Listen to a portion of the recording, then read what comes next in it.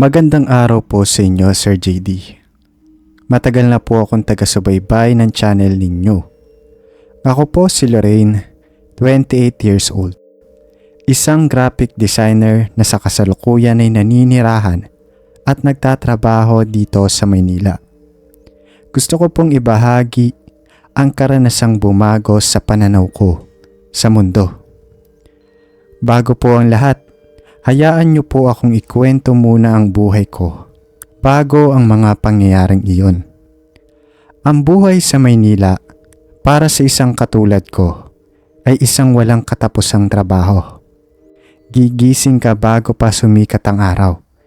Makikipagsiksikan sa MRT. 8 oras na nakaharap sa computer at uuwing pagod. Ang tanging pahinga ko lang noon ay ang makipag-usap sa mga kaibigan ko o di kaya'y ang paminsan-minsang lumalabas kami para makagala. Yung pamilya ko noon ay nasa Panay. Si mama at ang lola ko na lang ang nandoon. Si papa matagal nang pumanaw. Ako ang breadwinner kaya lahat ng pagod at puyat tinitiis ko para sa kanila. Bawat sweldo, malaking porsyento ang diretso sa kanila para sa gamot ni mama na may high blood at diabetes noon. At para sa mga pang-araw-araw na gastusin namin. Bihira lang akong makauwi doon. Siguro minsan sa isang taon. Tuwing Pasko lang kumbaga. At sa tuwing uuwi ako doon, Sir JD, parang laging bitin ang aking bakasyon. 2 o 3 araw lang kasi, tapos balik na ulit sa buhay ko sa Maynila. Isang araw tumawag ang tita ko sa akin. Lorraine, pamangkin, ang mama mo ay isinugod namin sa ospital. Bigla siyang nanghina. Umuwi ka na muna dito kung kaya mo. Para akong binuhusan ng malamig na tubig nun. Kahit nasa kalagitnaan pa ako noon ng shift ko at may kausap pa ako noong mga client sa meetings, iisang bagay lang ang malinaw sa akin. Kailangan kong umuwi sa amin. Agad akong nag-file ng emergency leave. Buti na lang at naiintindihan yun ng boss ko. Habang nag-i-empake ako noong mga oras na iyon, nakausap ko po yung isa sa mga kaibigan ko sa chat na aalis nga ako pa Visayas nun. Ang sabi ng isa sa kanila, Sir JD, kamakailan lang daw noon, may nabalitaan silang nabiktima umano ng mga aswang sa probinsyang pupuntahan ko. Pero ang sabi ko noon, 2019 na at naniniwala pa rin sila sa mga ganoon.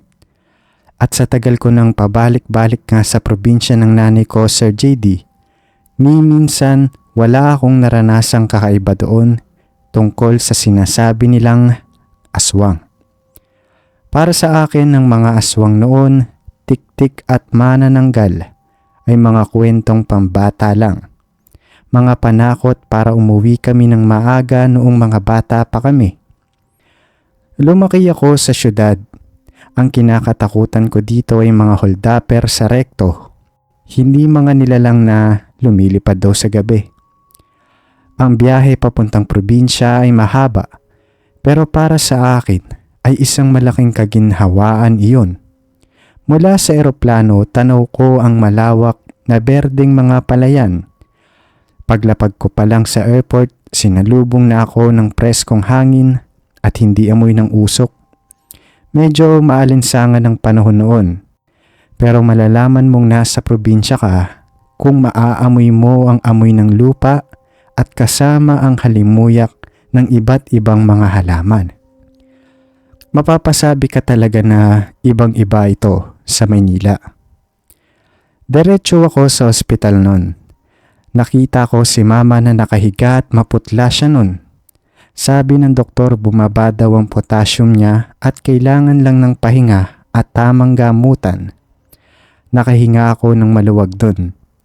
Pagkatapos ng ilang araw, pinayagan na rin siyang umuwi. Doon na nagsimula ang aking bakasyon, Sir JD. Ang bahay namin sa probinsya ay simple lang. Gawa sa kahoy at semento. Napapaligiran ito ng mga puno ng saging at niyog. Sa likod ay may maliit na palaisdaan. Tahimik din ang lugar namin at tanging maririnig mo lang doon ay mga huni ng ibon sa umaga at ang mga koro ng mga kuliglig at palakas sa gabi. Ito yung kapayapaan na hinahanap-hanap ko talaga. Sa unang linggo pakiramdam ko ay narelax talaga ako. Inaalagaan ko si mama, nagluluto at naglilinis ng bahay namin. Lagi ko ding nakakakwentuhan doon si Lola sa may beranda namin kasi doon siya palagi. Parang bumalik lahat ng masayang alaala ko noong kabataan ko pa. Isang hapon habang mamimili sana ako sa palengke sa bayan, may nakilala po ako. Si Marco. Taga doon din siya. Isa siyang mangingisda. Siya ang tumulong sa akin noong nabitawan ko ang bayong ko at natapon ng mga pinamili kong gulay. Matangkad siya, kayumanggi, at palaging nakangiti. Tinanong niya ako noon kung taga roon ba ako. Ang sagot ko naman dito na ako lumaki pero sa Maynila ako nagtatrabaho at umuwi lang ako dito para alagaan ng nanay ko. Simula noon, halos araw-araw na kaming nagkikita ni Marco. Minsan inaabangan niya ako sa labas ng palengke, Sir JD. Minsan dumadalaw siya sa bahay namin. May dalang mga sariwang isda. Ipinasyal niya din ako sa mga lugar na hindi ko pa napupuntahan doon. Sa mga tagong ilog, sa mga burol kung saan tanaw ang buong baryo. Sa piling niya, unti-unti kong nakakalimutan ang problema ko sa buhay.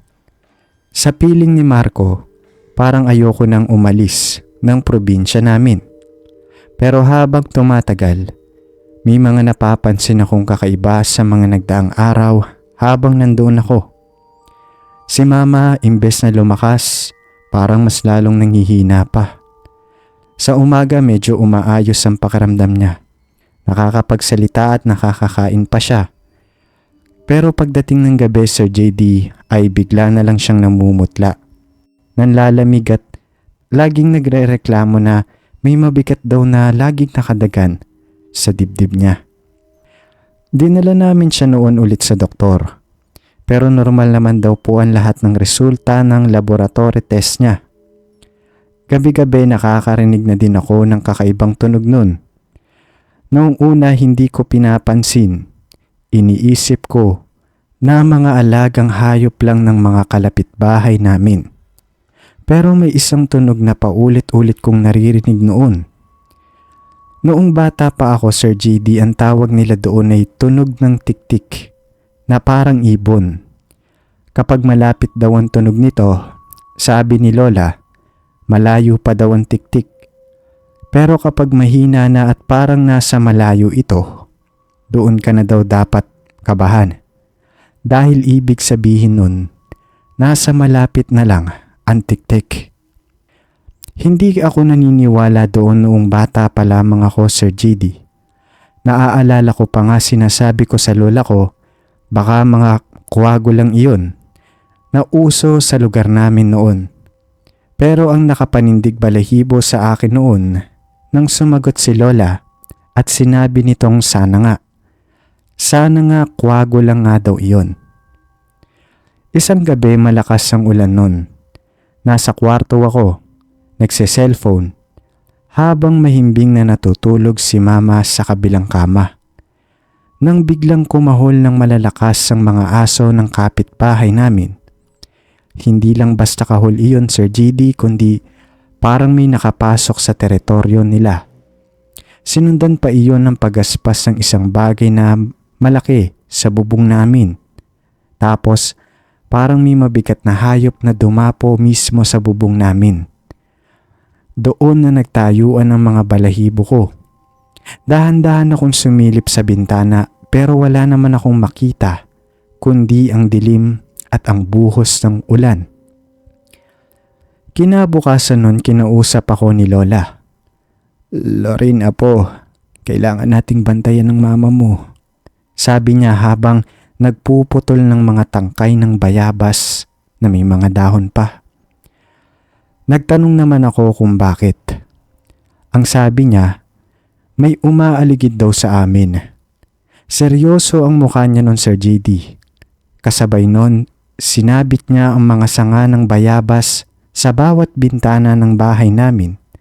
Naglagay din siya ng tangkay na ginawa niyang krus gamit yung tangkay ng bayabas sa ilalim ng higaan ni Mama at isang platito ng asin sa tabi naman ng kama niya.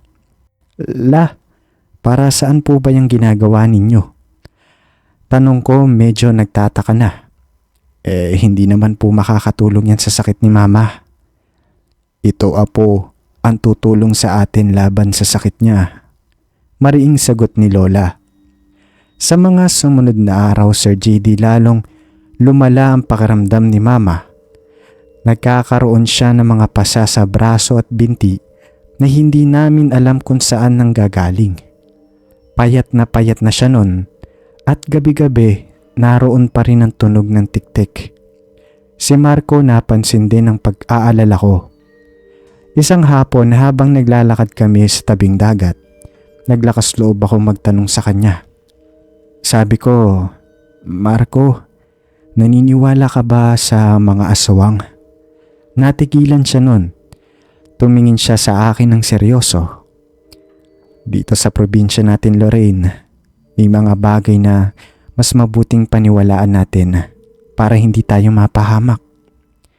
Ikunento ko sa kanya ang lahat nun, Sir JD. Yung sakit ni Mama, yung mga tunog ng tiktik na naririnig ko gabi-gabi. Tapos, hindi siya tumawa nun. Sa halip, lalo siyang naging seryoso. Sino ang pinakamalapit ninyong kapitbahay, Lorraine? Tanong niya nun. Si Aling Sabel, yung matandang babae na nag-iisang nakatira sa kubo sa dulo ng kalsada natin. Sagot ko. Si Aling Sabel, Sir JD, ay lagi kong nakikita noong bata pa ako, pero ngayon hindi na. Isa siyang matandang laging nakasuot ng itim na bestida. Yun ang lagi kong naaalala sa kanya. Tapos bihira din siyang lumabas ng bahay. Pero isang araw nun nakita ko siyang lumabas ng bahay niya. Tapos nakita kong nakatingin siya mismo sa bahay namin ng matagal. At parang galit ito. Minsan nakasalubong ko siya nun. Nginitian ko siya nun, pero tiningnan niya lang ako mula ulo hanggang paa bago nagpatuloy sa paglalakad. Lorraine, iwasan ninyo siya at wag na wag kayong tatanggap ng anumang pagkain mula sa kanya. Mahinang sabi ni Marco nun. Nang gabing iyon, Sir JD, nagpasya akong wag munang matulog. Gusto kong pakiramdaman ng paligid. Nagtimpla ako ng kape at umupo sa isang silya namin sa sala kung saan tanaw ko doon ng kwarto ni na Mama at Lola. Tahimik ang paligid nun. Ang tanging ilaw ko lang noon ay mula sa isang maliit na gasera sa tabi ko. Bandang hating gabi, nagsimula na namang tumahol ang mga aso. Kasunod nun narinig ko na naman yung huni ng tiktik. Mahina lang ito noon. Napakapit ako sa upuan ko nun dahil naaalala ko na ang ibig sabihin nito, malapit lang ito. Maya-maya may narinig akong tumakbo na naman mula sa bubong namin. As in parang gumagapang ito.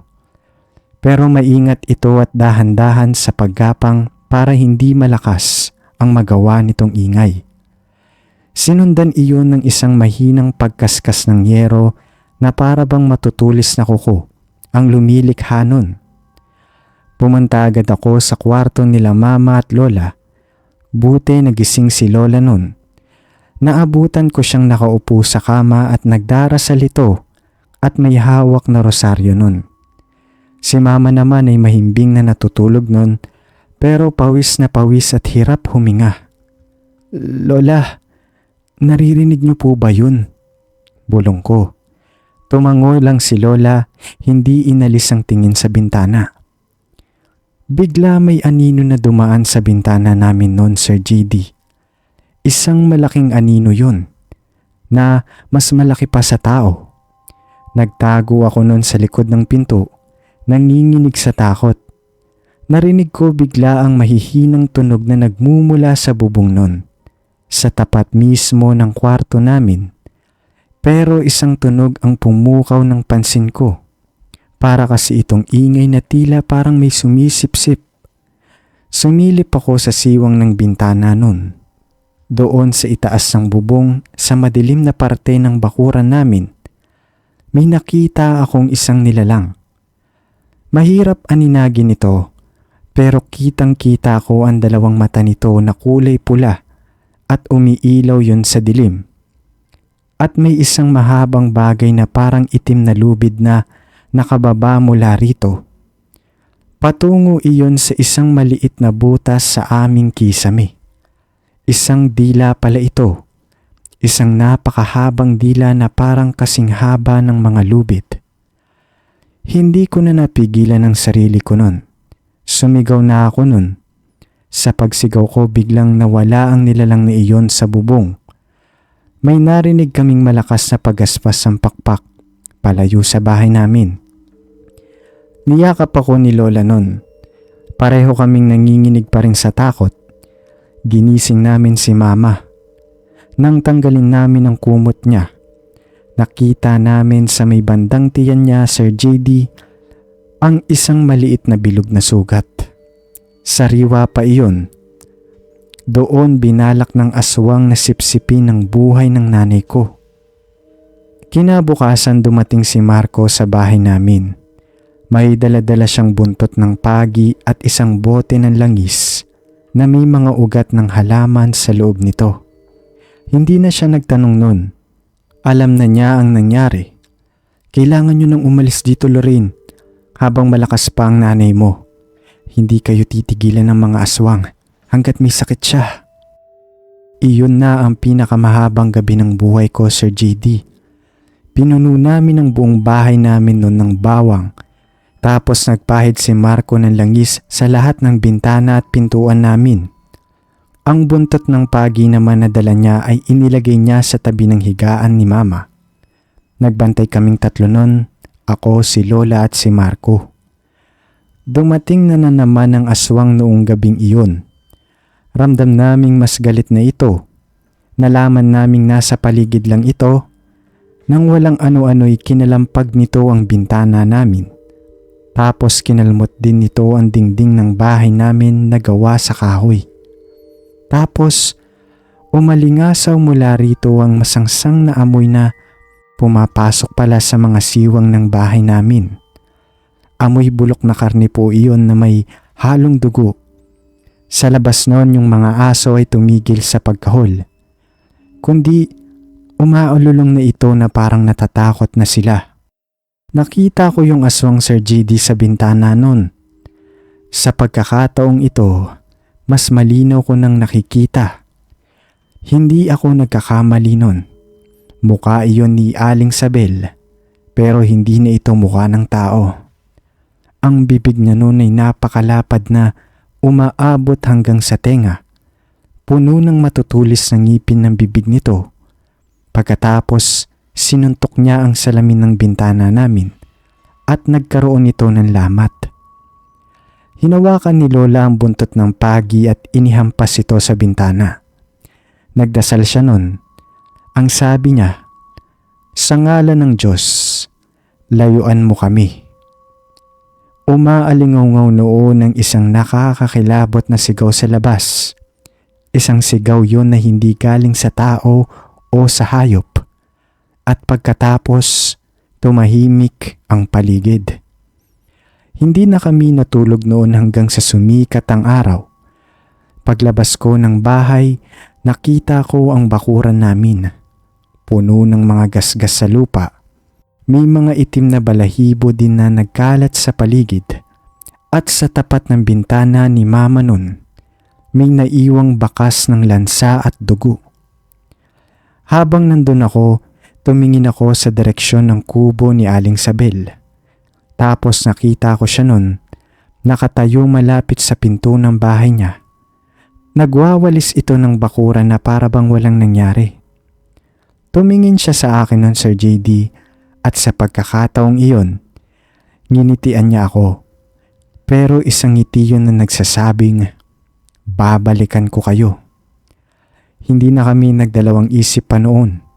Noong araw ding iyon, inimpake ko ang mga gamit namin. Isinakay ko si mama noon at si lola sa isang van na nirentahan ko at dinala ko sila pabalik dito sa Maynila. Hindi na ako nakapagpaalam ng maayos kay Marco noon. Pero binigyan ko siya ng isang mabilis na yakap at isang pangakong tatawagan ko siya. Pero alam naming pareho na iyon na ang huli naming pagkikita. Ngayon mag-aanim na taon na ang nakalipas. Dito na kami sa Maynila nakatira nila mama at lola sa isang maliit na apartment. Si mama, Sir JD, himalang unti-unting lumakas. Hindi na siya nanghihina. Hindi na rin siya nagkakaroon ng mga misteryosong pasa. Bumalik ang masaya niyang personalidad. Sabi ng mga doktor dito, baka daw sa pagbabago lang ng tinirhan namin. Pero alam namin ni Lola ang totoong dahilan. Ilang buwan lang noon ay nakatanggap po kami ng balita mula sa isang pinsan ko sa probinsya. Si Aling Sabel daw, natagpo ang patay sa kanyang kubo. Ang sabi nila ay uminom daw ito ng lason at walang nakakaalam kung bakit. Salamat po sa inyong pakikinig. Hanggang dito na lamang po.